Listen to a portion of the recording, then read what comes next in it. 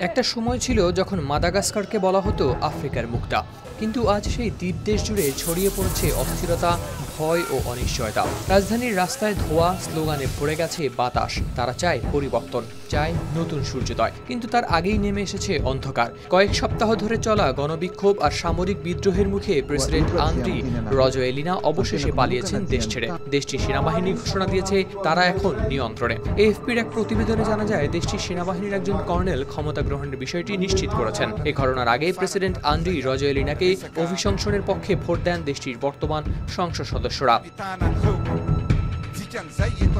14 October মঙ্গলবার মাদাগাস্কারের জাতীয় পরিষদে অনুষ্ঠিত ভোটে 130টি ভোট আন্দ্রি রাজোয়েলিনাকে অভিশংসনের পক্ষে পড়ে। তবে অভিশংসন ভোট অনুষ্ঠানের নিন্দা করেন রাজোয়েলিনা। সামাজিক মাধ্যমে প্রকাশিত এক বিবৃতিতে তিনি উল্লেখ করেছেন যে জাতীয় পরিষদ ভেঙে দেওয়া সত্ত্বেও সভাটি অনুষ্ঠিত হয়েছে, ফলে ভোটটি অসাংবিধানিক বলে দাবি করেন তিনি। এরপরেই জানা যায় সেনাবাহিনীর ক্ষমতা দখলের খবর।